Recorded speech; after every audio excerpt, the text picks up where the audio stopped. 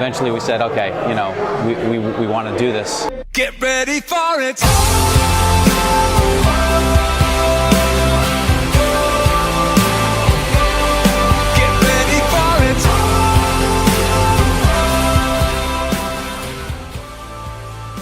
About 3 years ago, I just having a text Burke, you know, I want to start brewing beer. He immediately responded, okay, let's do it. We wanted to create something that was unique, especially for this area, and also a place where, you know, the community can come together. In the many hours that they spent brewing beer in their in Chris Mazzone's garage over the last 3 years, the talent and passion. And so with that, it was a good start for me to be confident in supporting them in this endeavor. What I also saw was that they had a vision for identifying this location, this place. It was a bank-owned building. It was in terrible shape when we first looked at it, but they were able to see past that and be able to see it as a very effective and efficient operating microbrewery. We had a couple of brew sessions, and he started talking about a law that recently changed in 2012 that allowed you know, anyone that was brewing to actually serve on site as long as you gave a tour. My name is Chris Burke. I'm one of the founders of Eight&Sand beer company and the brewer here. We started thinking about what we could name, you know, our business, what made the most sense, and we looked at the location that we chose.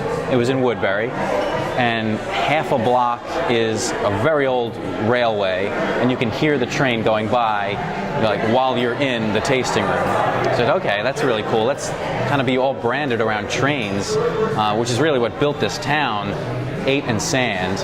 And you'd say that to a crew that left the yard to wish them quick and safe travels. So we thought that was pretty cool. So the 8 comes from Notch 8, which is the fastest setting on certain trains, so quick. And then the sand is actually shot onto the tracks to prevent slippage, so safe, so quick and safe travels, Eight&Sand. So we kind of felt that that fit, you know, what we were trying to do very well. They brewed everything to style, and nice and clean to style. We really wanted to stay true to what our styles were.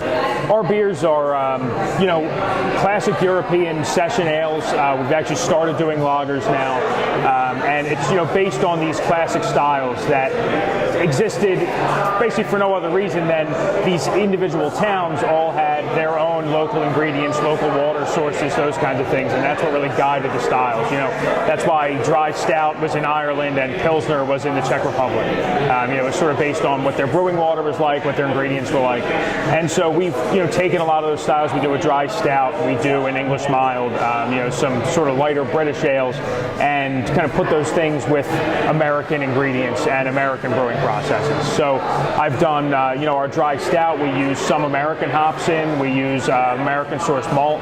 Some of our other beers, you know, it's dependent on the yeast strain. You know, we do a classic German Hefeweizen, which we use, you know, a South German Bavarian ale yeast that gets that characteristic flavor, but we're also using, you know, American malt. So we you know, that combination to create things that are true to the style, but are using, you know, some more modern American, you know, processes and ingredients. We're definitely more sessionable, more old-style European, lower gravity, lower alcohol content. Lower alcohol content is what sessionable really means. Honestly, every one of their beers is fantastic here. Be educated about beer, enjoy great craft beer, and, you know, sit and enjoy themselves in a comfortable space. So, you know, the way we designed it, we you know, we bought the building, and we sort of had some benefits and constraints from the way that the building was laid out as its previous use was a pasta factory. So we sort of went with those things that were already in place and designed, you know, around them and with them to make the brewing area, you know, as efficient as possible. But the design of the tasting room was, you know, was critical to us, you know, to really bring customers in here and make it, you know, community fixture. And the two features that I found within that were key to being successful was talent and passion. And what I saw over the last 3 years was Chris Burke and Chris Mazzone having that talent and passion for brewing beer. And so we made sure that, you know, everyone that we're working with kind of understands the different types of beer and can suggest different types of beer to the people that come in. So for example, for someone that comes in and says, oh, I mainly drink Miller Lite, we would guide them towards our blonde ale, which is, just very clean and crisp. Whereas if there's someone that's kind of more knowledgeable about craft beer and really like the maltiness of it, we'd probably point them more toward an English mild, which is kind of a beer geek's drink. It's actually a really great time. You get your regulars in that come in when you tap something new, and you get to sit down with them and basically talk the new beer over with them, and you're really establishing a great relationship with them. And then when you have new people come in, either rookies to the craft beer scene or veteran beer drinkers, they're both equally fun to sit down and basically find that beer that they enjoy, or continually serve somebody that's really into the scene, and have them enjoy something that I've either been a part of brewing or have tasted enough that I have pretty good backing on that. You get to actually give back to the community. Basically, I mean, we're targeting anyone who loves craft beer, local, great craft beer. We've tried to bring in any, people who are unfamiliar with it, who are looking to learn, as well as people who are, seasoned craft beer vets. This place is all about communicating and having fun, and very, very local, just getting to know everyone, enjoying a sessionable beer. I also saw that they developed a really strong business plan. I also have an MBA, and so I admired the fact that they devoted so much time in that business plan. The business plan was a nice piece of work. They went to a local South Jersey bank. The bank gave them an SBA loan, and I was able to support them to make up the difference in all the funds necessary to start up this business. So with that in mind, I was confident in